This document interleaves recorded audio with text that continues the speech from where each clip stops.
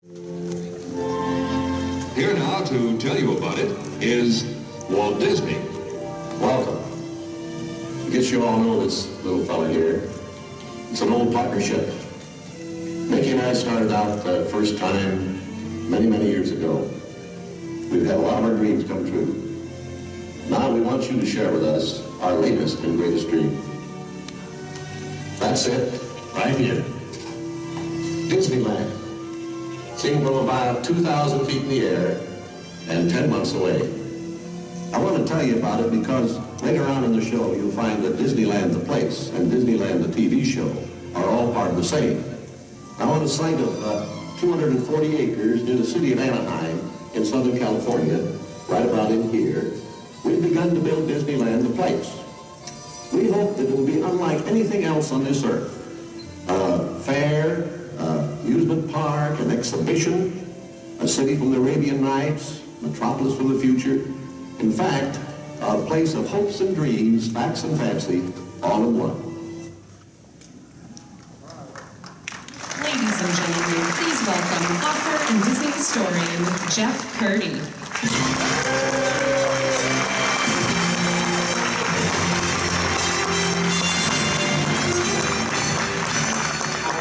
Welcome. Is everyone going to stay awake? Been a long weekend and a fun weekend, and I think that's what we're going to have here right now. We're going to get to know something about this book. How many of you have the book? I have a lot of stuff about the book that is not in the book, so we've got some authorities and experts here to help us talk about maps as an art form or a storytelling device, and how they let us into these creative places that we have at Disney and support storytelling and decorate walls and all the ways that we use maps just beyond simple wayfinding. So I'd like to introduce a few experts that are going to help us here. Vanessa Hunt curated all of the artwork that's in the maps of the Disney parks. She's an Imagineer. A lifelong Disney aficionado. That's what I meant. She's part of the group at the Disney Art Library that's responsible for about 130,000 pieces of original artwork that are stored there and preserved at the Imagineering Art Library. She's been a curator of exhibits at Walt Disney Imagineering and utilizing those works of art from the collection. She was a consultant on the Walt Disney Family Museum, and she's the co-author of the Disney Attraction poster book. So you probably already have that one too, if you're a good Disney fan. She's currently designing a new book featuring the work of Mark Davis. I think you probably might have seen Chris Merritt's and Pete Docter talking about that. And she's working with me on a monorails book for next year. So, please welcome Vanessa.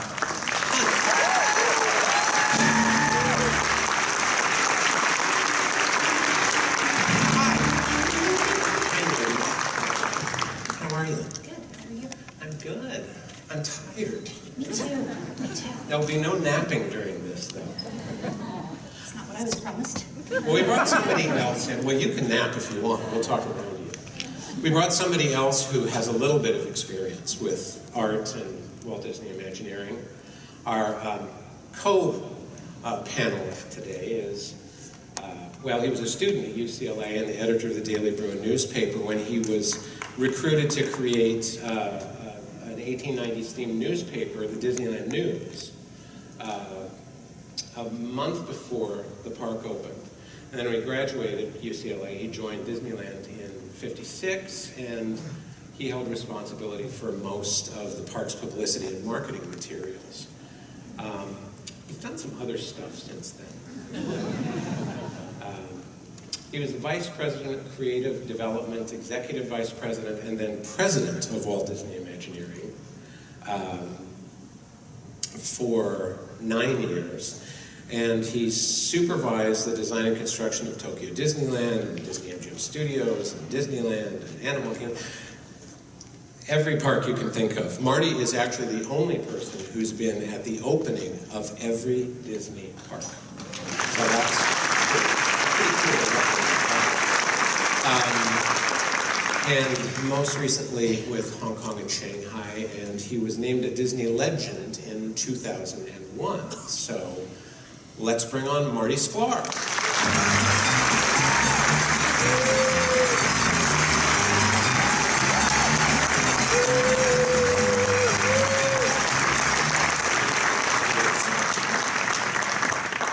Of course, on a personal note, I worked at Imagineering many years ago, and Marty pushed me relentlessly to write.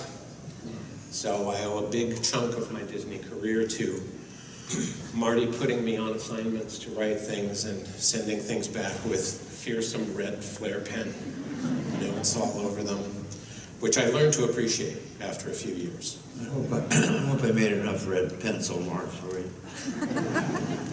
It was terrifying, but it got me through. I know how to work with good editors now. So we're here just to talk about the MAPS book project, but more so about maps in general, and maps and how we react to them and how we use them.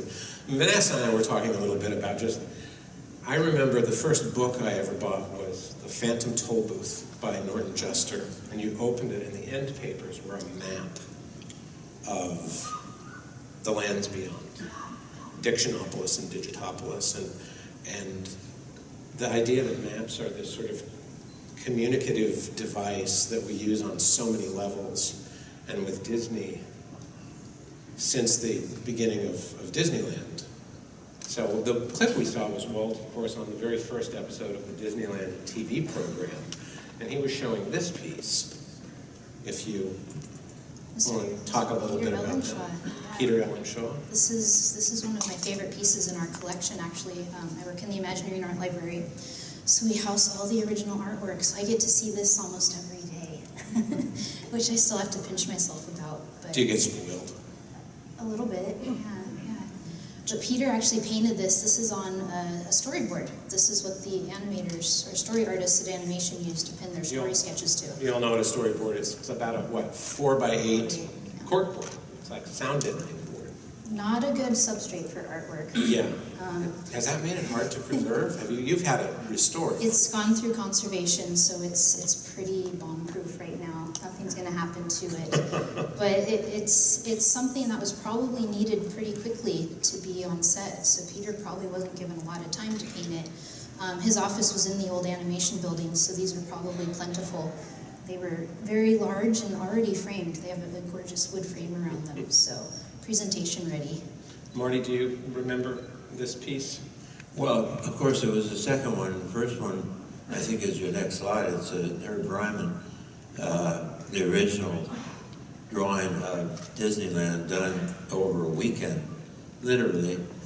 And Herbie loved telling the story about how Walt called him on a Friday and said, Roy has to take the drawings of Disneyland to New York on Monday.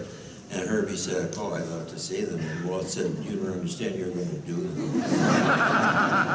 And it was a true story because that drawing was done on a Saturday and Sunday of 1953.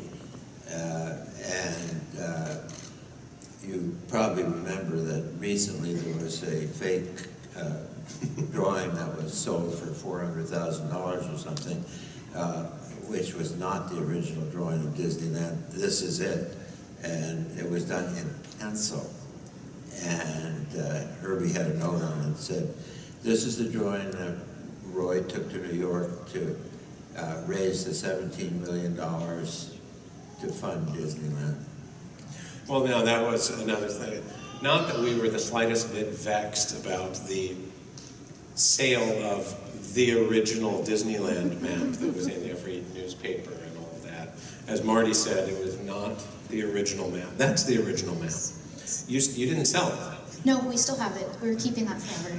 Okay. Just forever. Just forever. But it was created as a sales tool. It was created to present Disneyland to investors and participants and lessees. And so what it was done, it was done in pencil on a translucent paper so that prints could be made from it. So what you saw for sale was actually something like this. Closer And to that. we've seen many of these over the years. There were a bunch of these done, as I remember. Yeah, these were what you call the brown line, basically, and it has a color wash on it. And I think every one of them, every art director for different parts of the park was given one to use in the field, and that's probably what ended up being sold at that auction. But the key thing about this is and I once made a speech in Kansas City and had an hour to sit by myself, and I just went over this inch by inch in that hour.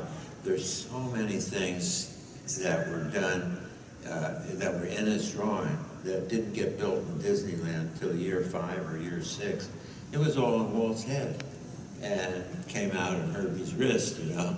And it is an amazing piece and kind of set the standard, I think, for some of the fun maps that we're going to talk about, because there's so much little business in there, like circus things and animals that you never, in something this size, you'd never see. But if you go in and look at it inch by inch, it's all there. And it's just amazing how these artists that we're going to be talking about put in so much detail that made them fun, made them something you could see yourself going in these places, which is part of the game, I think.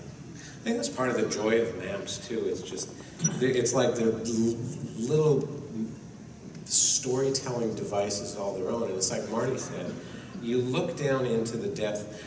I'm lucky because I get to go visit Vanessa and I get to look at that Herbie Ryman pencil drawing. And you can spend hours looking at all of the things that meticulous people that are in there, people in activities and so on. And I think that's where the fun of maps is. When you're a kid, you can look at maps for hours and sort of imagine yourself being there in these places. We still find new things when we look at that art. There's just so many scenes happening in it. And we actually just discovered his initials are hidden in there not too long ago. Oh, that was they didn't sign it back then. No, they didn't. You came in. Actually, the art library had them come back and sign a lot of stuff so that they could. Yeah, in the early days, none of the art from Disneyland was signed. I guess there were a few occasional ones, but it was it wasn't until probably the 70s or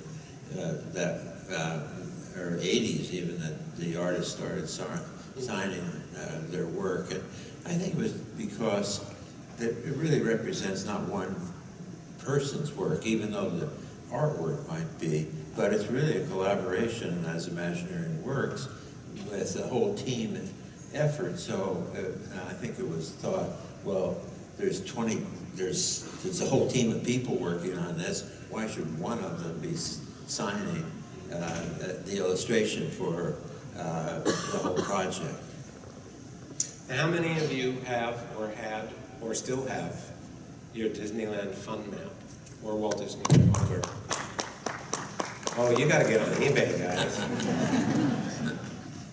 My uncle gave me a 1958 Disneyland fun map when I was about 7, which I still have. And talk about getting lost and going in and studying. This was like studying the World Atlas before a trip. I didn't go to Disneyland probably for another 10 years. But I knew where absolutely everything was. You were prepared. In 1958. But when I went there in 1970, it was a little different. But the fun map is something that there were a lot of map works in this. Like in the 30s, you could buy Hollywood star maps or geographic maps. People were doing a lot more traveling on the road, and the vernacular of the map became a much more commonplace thing as people became mobile in automobiles. So these style of fun maps became a fairly common means of very often promotional. Atlantic Richfield and different gas chains would do maps like this of different regions and cities. But this map is, well, this one's interesting because I don't think I even saw this until you No, put it in this show. This is not in the book. This is not in the book. And this is actually, we don't have the original pencil on it. I'm not sure if that's because it went to the vendor who produced the actual fun maps. But this is a photograph of Sam's original pencil. I didn't take it. Pencil drawing. Are you sure? Check. I know where you live.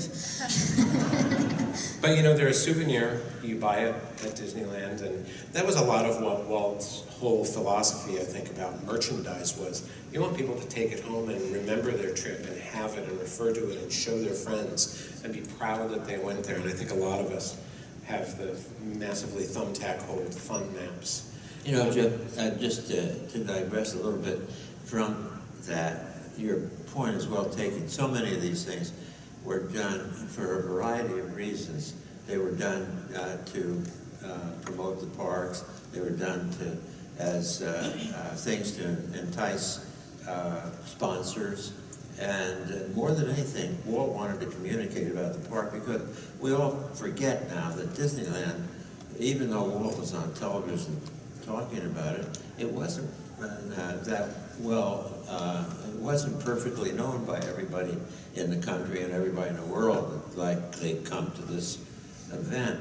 And I remember, in fact, I wrote about it in my Dream and Do It book, that it was about the same time, 1958, I accompanied the merchandise people to Walt's office because the souvenir guide that we were doing at the time, which I was writing, was being sold for 25 cents, and it was costing 24 cents with all the handling and printing and everything to produce it. And they wanted to raise the price to 50 cents. So we went to Walt. In those days, you had to go to Walt for something as simple as that. And so we did. And they made their pitch, and Walt said no. And they said, Walt, you know, in a year from now, it's going to cost us more to print and sell, etc., this than we're making on it. And he says, you don't understand. I want that book on the coffee table of every guest who comes to Disneyland. I want them to take it home and show their friends what Disneyland is all about. And he says, they'll come back. And when they come back to Disneyland, that's when they're going to pay for coming to Disneyland.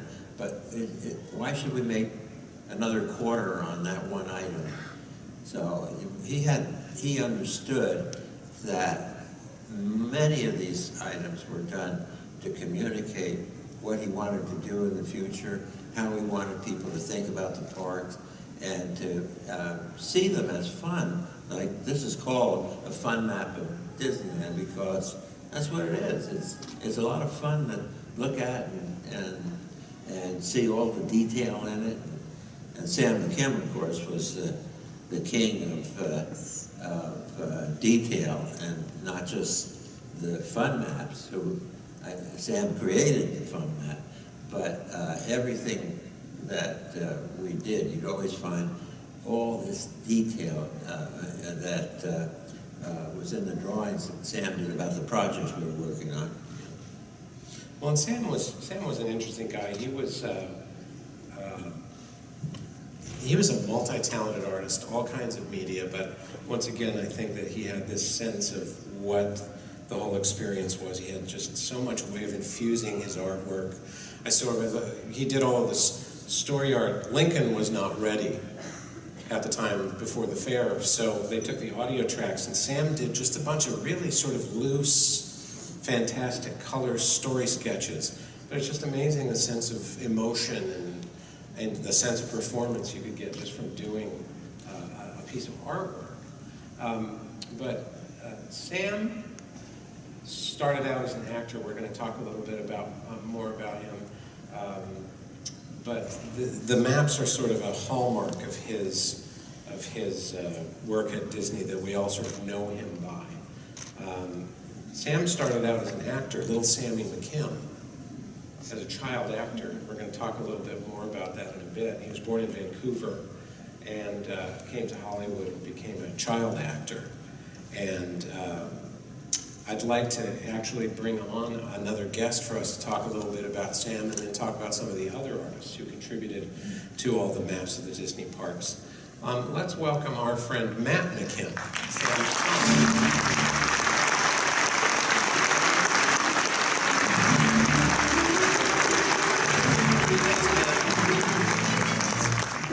Now, Matt is an Imagineer, the lighting designer at WDI, and he collaborates with team members during design and fabrication of lighting elements.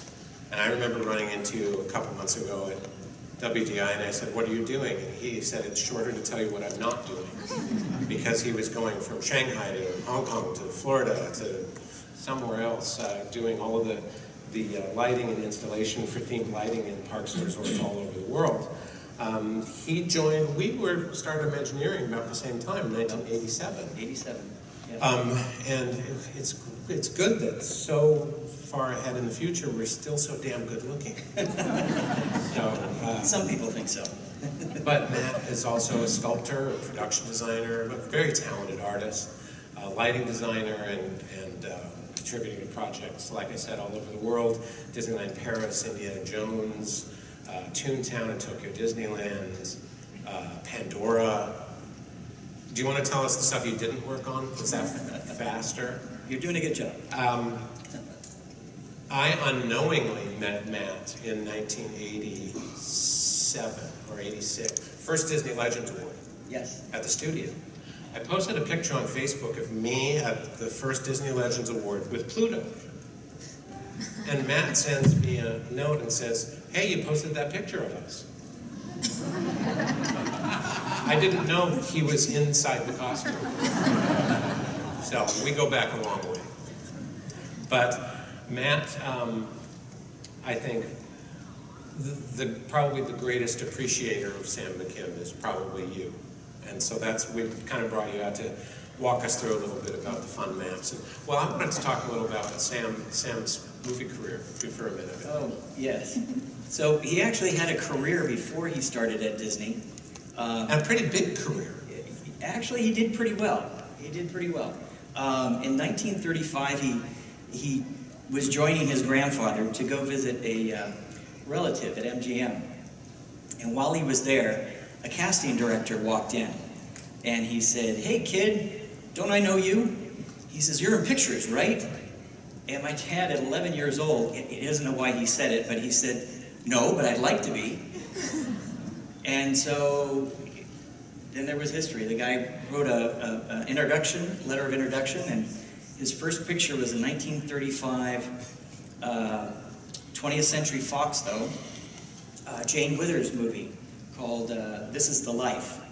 And he actually got a speaking role and got an extra $5 for the day. So back in 1935, that was pretty good. It's a lot of dough. Yes, when you consider what a steak dinner was back then. So anyways, he ended up working with a lot of the studios, and he ended up working with people like Clark Gable, Spencer Tracy. Name drop. But it was interesting when you really think about who he worked with and rubbed shoulders with. And John Wayne, he made 3 pictures with John Wayne. And John said to my dad, he said, "We're not supposed to like to work with kids or animals." But he says, "I like working with you, Sammy." So, anyways, he was he was such a good-humored guy. I don't know how you could not enjoy being around him. But well, he was also dad, so there could be friction. Yeah.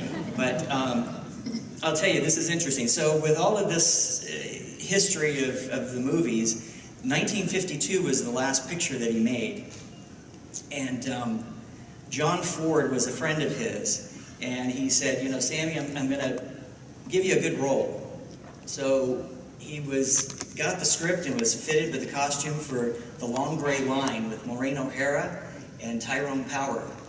And he had gone in and got a job at 20th Century Fox in the art department under Lyle Wheeler, the big-time art director, Gone with the Wind and the like. And so my dad turned down John Ford. And John Ford wasn't in his office at the time. My dad brought back the script, and his assistant says, "You can't do that. Nobody turns down John Ford." I mean, even John Wayne used to quiver around John Ford. So anyways, my dad said, I'll be the first.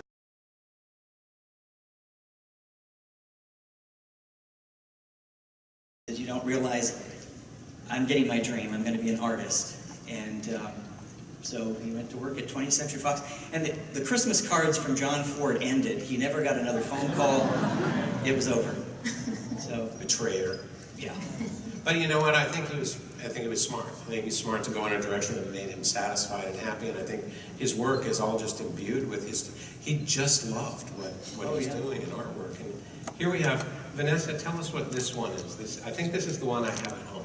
That's one of the first fun maps, 1958. Was this the first Yes. that we know of? Yeah. There were 3 versions though, right, Matt? Yes. 3 for 1958. Orange border.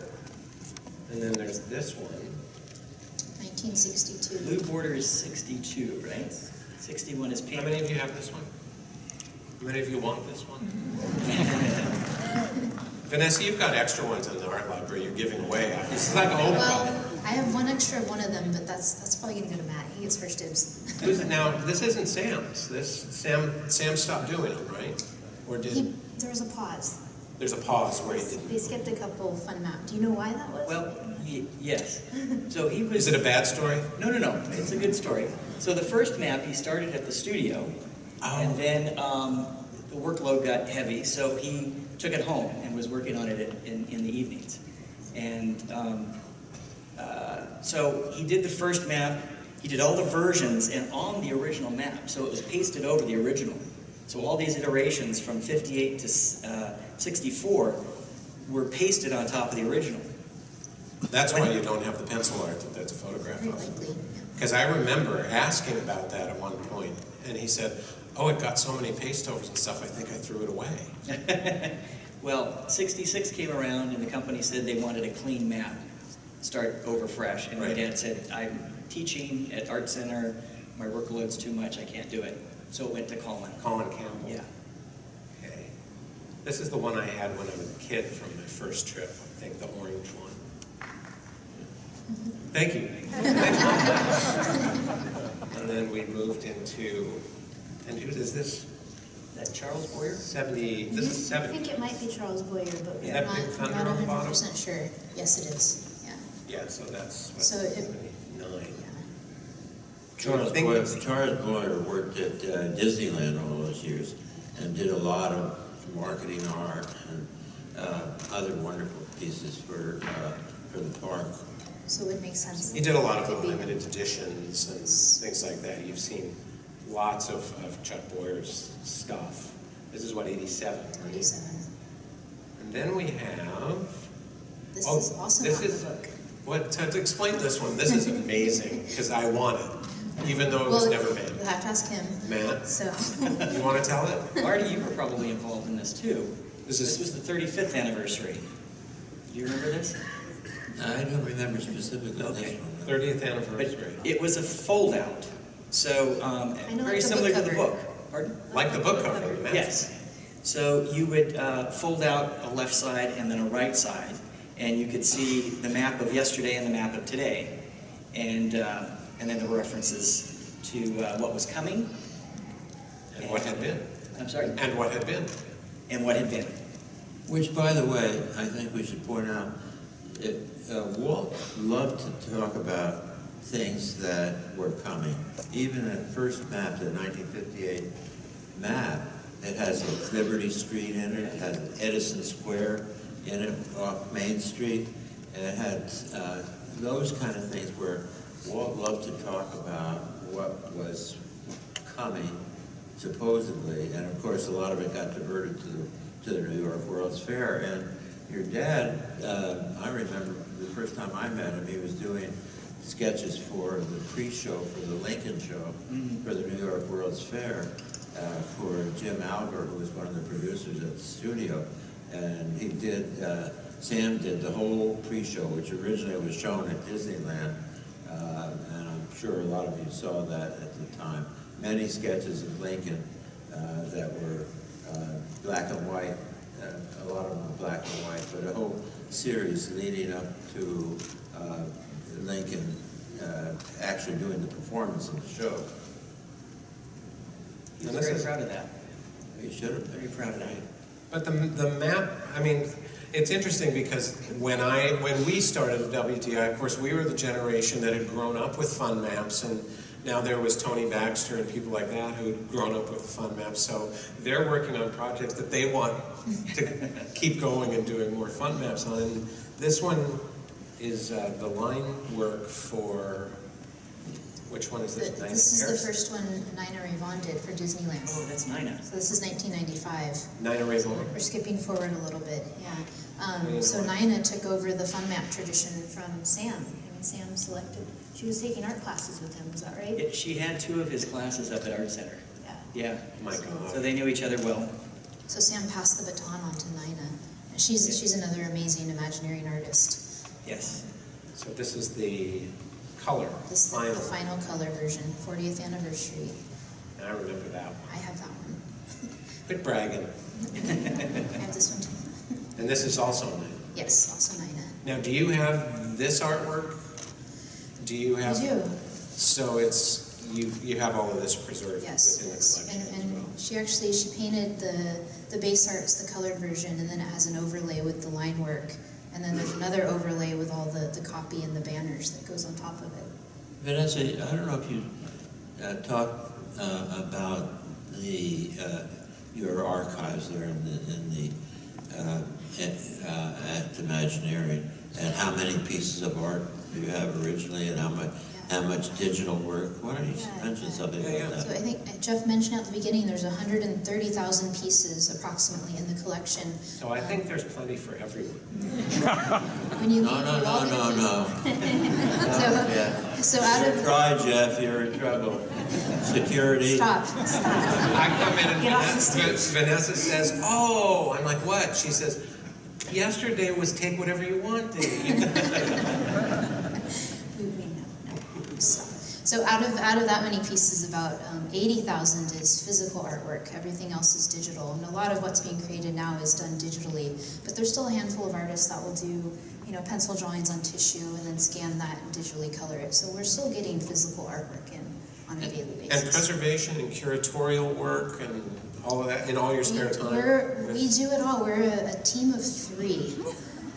Great. 3 people. Right now we have a few interns for the summer, which is fantastic. So we manage every aspect of the collection, and actually we just kicked off last week a major digitization project. Say that real fast. I hate that word. But so out of the 80,000 pieces of physical art, less than 2,000 have a high quality, color accurate, usable scan. So we're going back and pulling all of the artwork that does not have a nice file, and we're getting a gorgeous 500 megabyte color accurate file. Yeah, this is like the bane of Vanessa's existence, is when she sees a presentation or a book or an article and she'll look at it and go, "That's color inaccurate. That's from an old transparency. That looks terrible." Yes, we're So particular. we like the passion. So the map tradition, of course, continued with the new park back in 2001. So what's this piece is This is Rennie Rao Marquez. This is the base art for the Disney California Adventure. And this is a painting. It's a painting. Painting. Yes. But it's like you said, it's got different layers, so there's Yeah. The next one shows, they digitally went in and added the logo and some copy on top of it. and then I have that one. I have the California Adventure one. And then this one is This one was a rougher fun map. It's not as finished. This was created specifically for use in the Blue Sky Cellar to showcase all the changes that were on their way to California Adventure. and of course when we went to Florida, And this is Ray Cad, sorry. Another great artist. is Ray Cad here? Ray. Hi, Ray. So this piece Now we're moving away from Disneyland. continued the tradition of the fun map. This Different is artist. Paul Hardley, and he started at the studio in animation, and I worked with him quite a bit. He did the souvenir booklets and also the wonderful boat with all the kids in it from It's a Small World, the whole diversity of kids that we for years we had it as a poster outside of It's a Small World for every one of the small worlds around the world. That was all Paul Hartley's work. wonderful work. Paul did a lot of publication design too. He designed the Art of Animation, the 1958 Art of Animation book. He designed Our Friend the Atom and a lot of those, and he did the Mickey Mouse Club and the Walt Disney magazines in the 50s and 60s. I think he did some of the Vacation Land specialty art for Vacation Land magazine. He had a really wonderful graphic style, really bold. Did a lot of work on Walt Disney World. Tram cards and very much a graphic artist. And you know, you might mention that for most of these artists, this work was a sidelight. They were working on all the projects. They're working on real things. This was the Maps are real. maps. No, I don't think we should. they're pretend. You know, I did want to say something. When you've got all the characters around the edge and everything, Marty, you were talking about collaboration. And with the first map that my dad did, 1958, he laid out all the characters around the edge and he worked off of a model and such. But Ken Peterson was the fellow at the studio that was overseeing all of this. And he said, well, you did a great job here with all the pencil work on the map and everything. He says, we're going to have others come in and work on this. And so Art Riley was actually the gentleman who did the color on that first map, the first one. And then Bill Justice, Ex Atencio, and then there were others. I think they had about 3 or 4 characters apiece. And they went in and actually did the finished characters around after my dad laid them out and such. So it was a collaboration. And of course, this sort of continued this idea of the fun map goes all over. This actually isn't a for sale fun map. This is created. It's on just the original art is hanging in Tokyo Disneyland in guest relations. the original. The original. So it was created as I guess sort of a prop almost, or a decor. And this was also Colin who had done the Yes. 1960. You know, when I was looking through the book, which is fabulous, by the way, can you go back to that last one? Can I go back to the last one? Yep. When I was looking through the book, I said, this is as good as any other piece of art in the whole book, I think. Yeah. Sam's original fun map and this, I think, are for me, are the epitome of these maps that were done for the park. I really think that Colin did a fabulous job with this. Now this is Tokyo Disney Sea. This is Nina. Another Nina, 2001. This is her color comp or color study for the fun map. So it's really rough, but she's just figuring out what the color palette's going to be. And then there's the final, and another collaboration piece. So Nina did the main base art for it. Julie Svensson, another great artist, did the characters. And then Will Eierman was one of our graphic designers. He recently retired. He went in and added the logo and all the copy on top of it.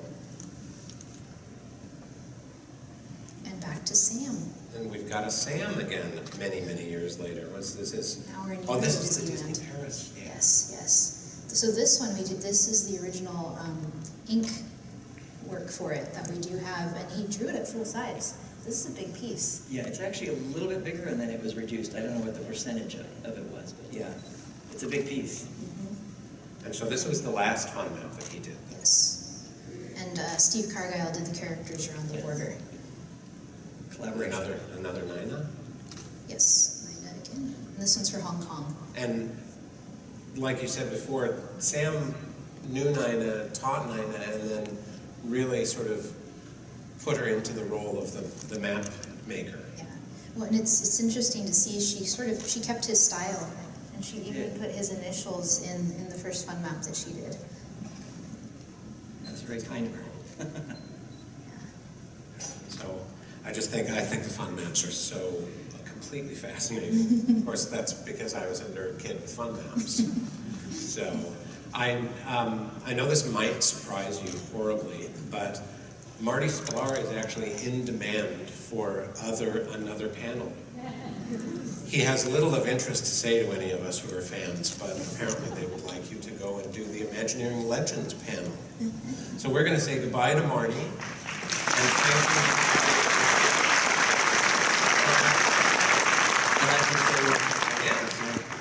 you. About Matt's dad. Sam was the master of business, what we used to call business, and that is, he would do so much detail on everything he did, and most people never saw these things, but when the one I remember wonderfully was for the Hall of Presidents, when we did it when Walt Disney World opened in 1971, and there's a photograph, there's a drawing of something that's in the main show that shows, it was during President Jackson's time in the early 1800s, and it was the Congress, and it was a big issue that was happening, and there was a gallery, and Sam drew faces on people in the gallery, and they were all Imagineers. Including himself. I think it was the first time he's ever done that. Absolutely. Yeah. So when every time I saw that show, I'd look up there, and there's Ken O'Brien, and there's Herb Ryman, and there's John Hench, and there's Exitensio. Yeah. So he was the master of putting detail in that you people probably never even thought were there, but it's there, boy. And in fact, there's one show we did for, I think it was for the American Adventure. I'm not sure which show, but there's a parade going on, and Sam drew me and Randy Bright as people cheering as the parade went by. Thank you. That's it.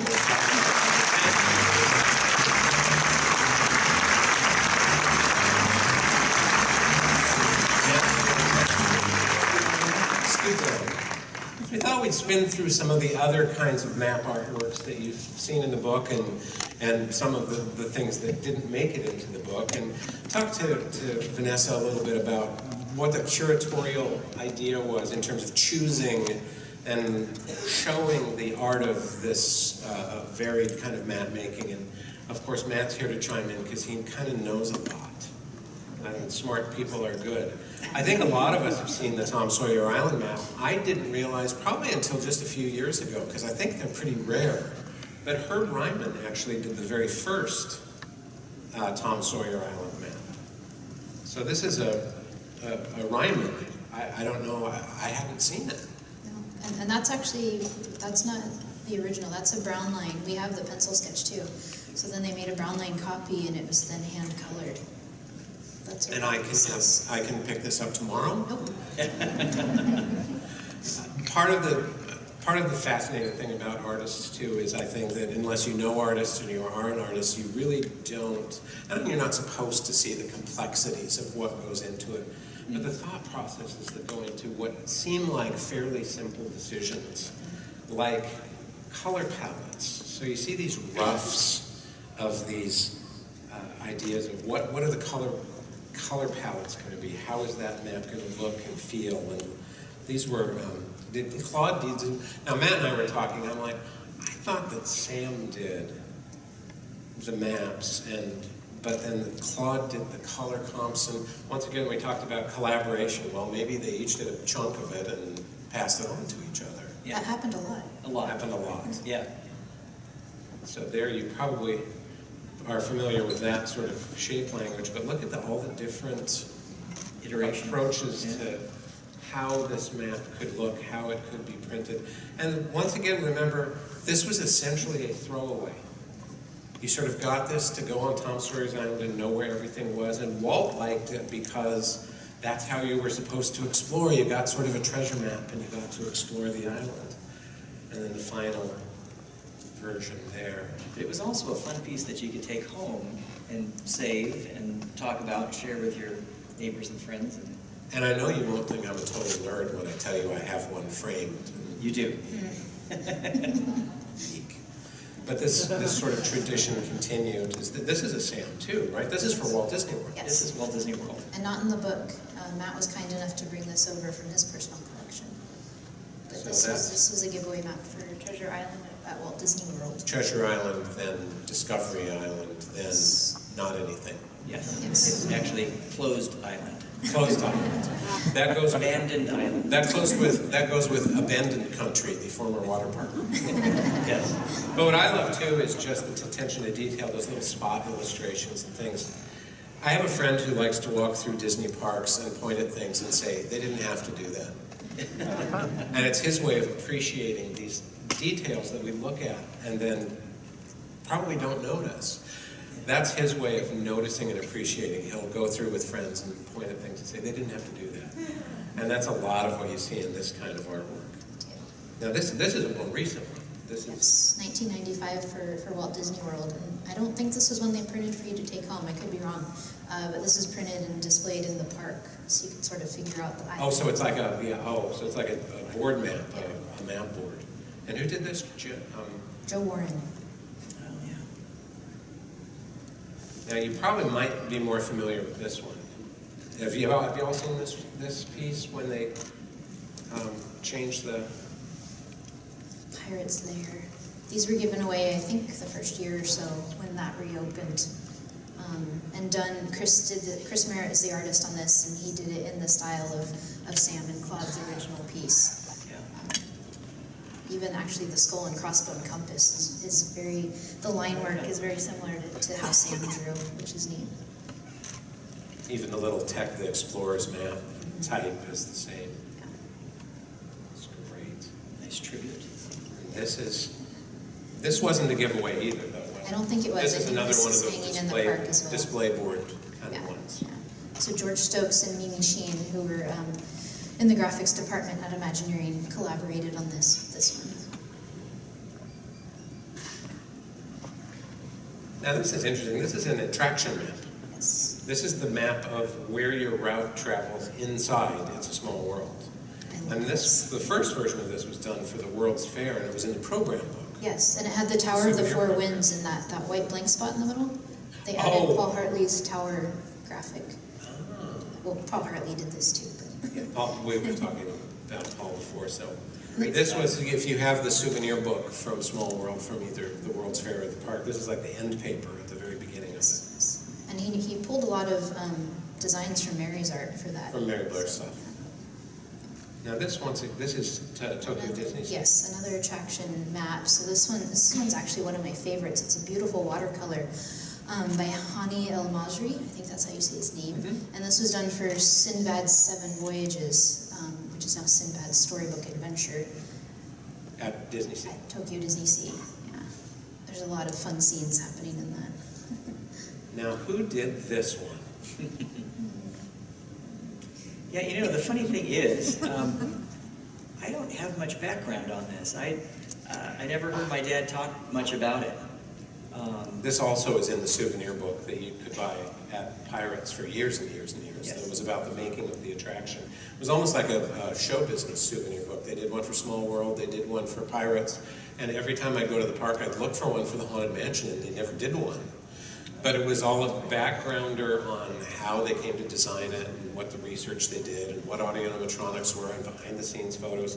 But the first thing you opened was a book and you could follow your little boat route through the ride and all the little, once again, Sam, all that little detail in there. Oh, the little gags that he put in there, it's very much my dad. There's a different kind of map too that I think we still see a lot of this used. That it's, as Marty said, communicating what's coming in the future and Walt's joy at sharing with people things that are going to come into the parks. So that's what this was created for that big expansion in Disneyland 59. This is Herb Ryman, Herb Ryman. another Herbie. He was pretty good. He was all right. Beautiful. So this was done, they would put this was on a billboard-sized Yes. panel in front of the construction area in Tomorrowland. And then the same thing with this piece in Frontierland. Mm-hmm. So this actually saw a lot of use though. This was published and it was in Vacationland magazine and all that, but it was also up on the big display board at the construction fence. It's a great piece. And we don't know who did that one. No, we don't. There's a handful of art. We're not sure who it is. This one we know. This one we know. It's your favorite. Vanessa and I have an absolute thing for Paul Hartley. We just think Paul Hartley is the deal. His style is pretty amazing. Very distinctive Yeah. style. Very distinctive, and it's playful, and it's clever, and he uses a lot of great shape languages and stuff. And Oh yeah. you know, John Robert O'Dreur and he were really, really good pals, and he still talks about it to this day. And Paul passed away in like 72 or something. He was really young. But this was also, this was a, This was also a billboard that was in billboard. front of the mansion, the Now- shell of the haunted mansion. we were talking about this, and it's interesting because we couldn't affix a date to it. And we were confused because we're not very bright. And we had the mansion, we had New Orleans Square, then we had Swiss Family Treehouse. So we sat down and took a breath and went, okay, Jungle Cruise, new animal scenes. That put us in 61, 62. And then Treehouse put us in that same area. And then we were like, and then we remembered, oh yeah, mansion facade was done, finished 1963, and they had started excavation and infrastructure, and then they stopped everything to work on the World's Fair. So this was up and in the park displaying attractions that wouldn't be there for another 4 years because everybody stopped and had to go do the 4 attractions for the World's Fair. So we thought we were very smart to figure that all out. And then, of course, Kevin Kidney came to us like we were idiots and said, here's a picture of it in the park, and there's the date. Oh, okay, Kevin. More talented and smarter than me. But there's another favorite Paul Hartley that's in the book, prominently in the book. And this, Walt Disney World in particular did a lot of publications, and the Preview Center had books and pamphlets, and they sent stuff out to magazines and for all kinds of media coverage. So that was one of it. Pardon? That was used a lot. A lot. And it was propped differently for different uses and had text laid over it. It was really a workman piece on that. Now here's something else. This is stuff this is stuff that gets created, maps and things that get created to use in the park. They're used Prop right in maps. front of the guests. They're props and directionals Yeah, and they're used to help wayfinding, support, yeah. or support. To tell the story. story. Right. So This one you told me a great story about years Yeah. ago, so I wanted to include this that. is a It's fun. Sam again. So this is from Fortune Red. That's in the You all know what Fortune Red is? Okay, Yeah. who doesn't know what Fortune Red is? Have you been to Disneyland? So Tell them what Fortune Red is. Fortune Red, if you know Esmeralda on Main Street, the fortune teller, this is the pirate version of that. And so my dad took, and it actually wasn't Esmeralda, it was actually an old hag that was a fortune teller. And so he had this figure actually in his office, and he had a hot plate and a pot of wax. And he actually put wax on top of the old hag's face. And that's what you see in the park, is wax on top of the old hag.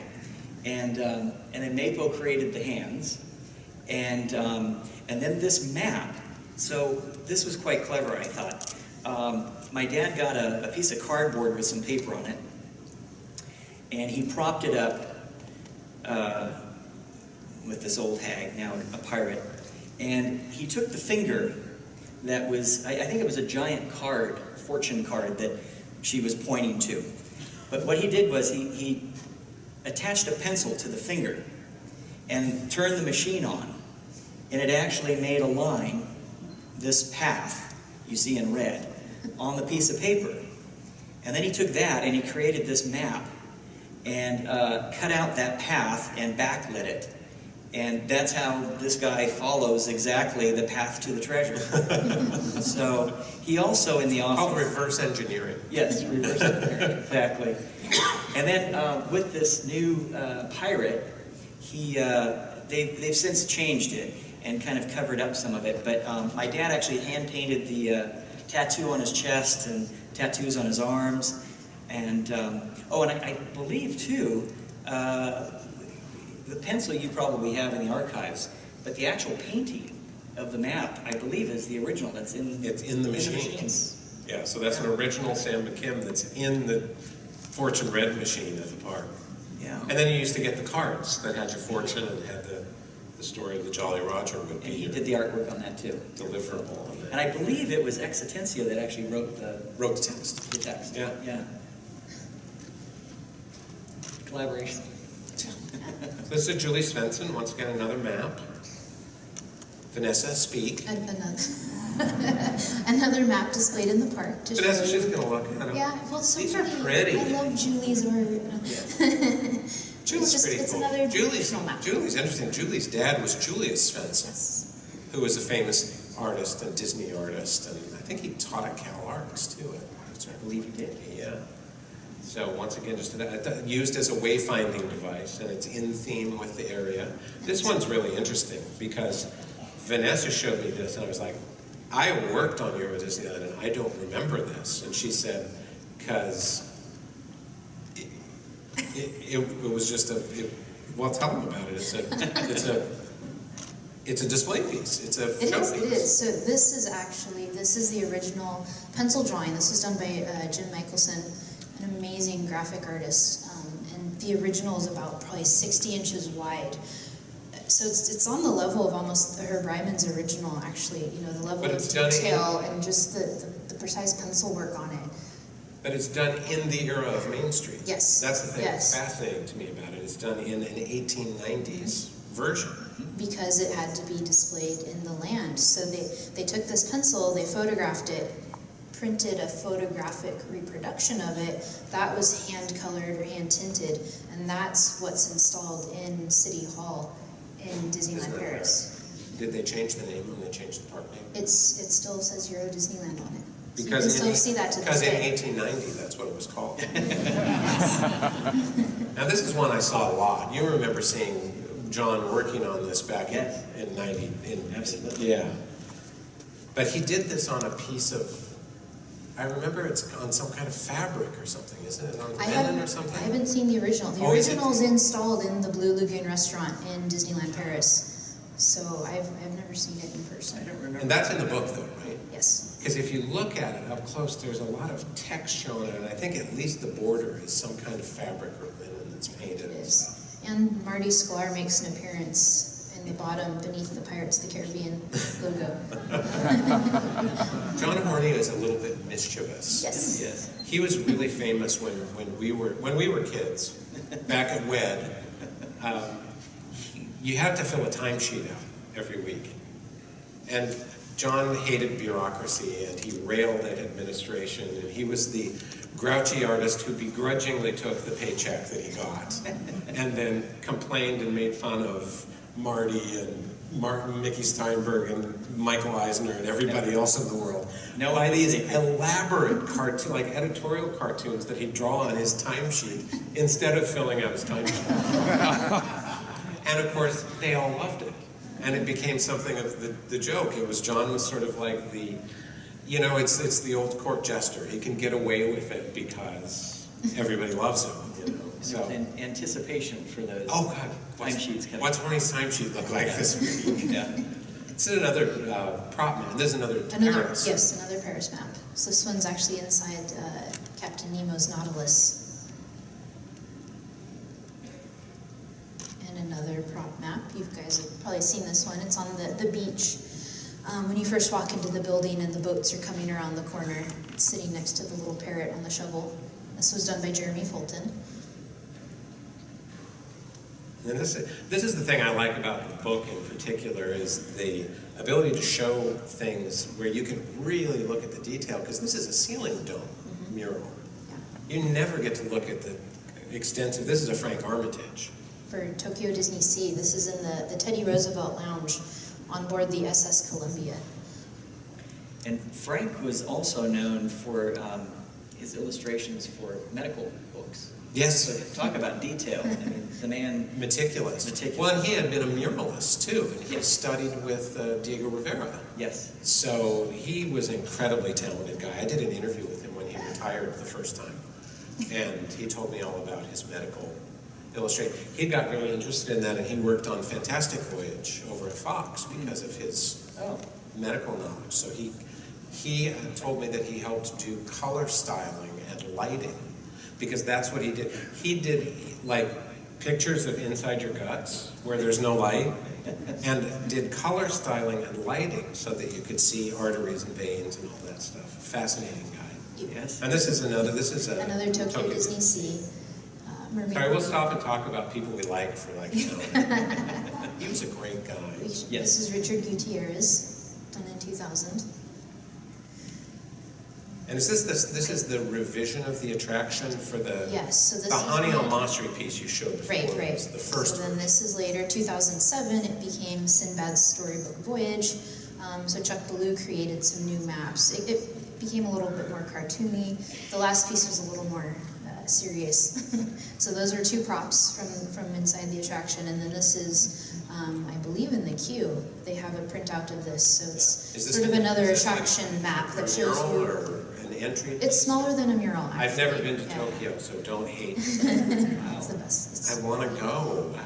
So that sort of takes you through the adventure you're going to go on. I like this one just because Blueberry. kind of like, well, you know, once again, another book where you open the book and you start with a map. But Yeah. this mural is humongous. This is the Who's cue. Honey Hunt, yeah. Honey Tokyo Disneyland. And who did this one? Bob Barrett, 1999. Look at the size of this thing. Yipe. It's massive.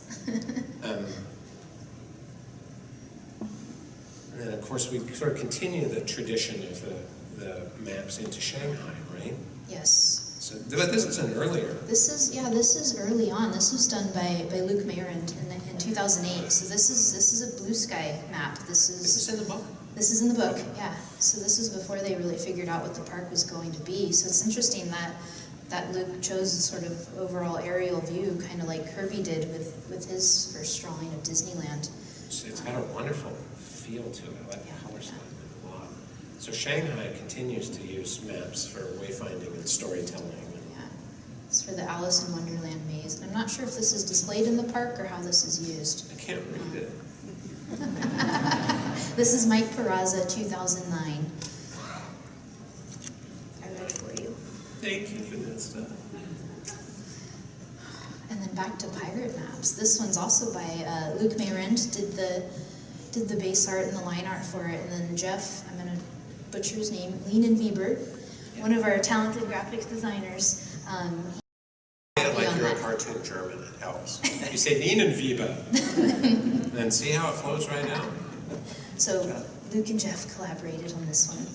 So you had a lot of choices. I mean, there's a lot to choose from in terms of maps within the collection, and making the choices that you did and showing the artwork, it's incredible the variety of styles, the variety of applications, and the number of artists. Yes. And I know that you're a nerd who thinks that art is really cool and blah blah blah. That to me is the wonderful thing. It's just showing the varied work of so many artists. You're always about the artists, and I really appreciate that about you. You have to be. There's more than 2,000 artists represented in our collection, and only a handful really ever get the spotlight. So it's great to be able to show art from more of these people that you've maybe never heard of before. So that's really the interesting, I think, manifold approach to how you sort of curate what's in here. You're telling a lot of stories if people are paying attention. And just visual stories. They're stories that are stories about the history of the parks, but there's also stylistic stories, and really the story of a group of collaborative artists and mutually respectful artists. That's what I always loved about WDI was, apart from a few, these guys really liked and respected each other. Even if they didn't like each other, they respected each other to one degree or another and what they could do.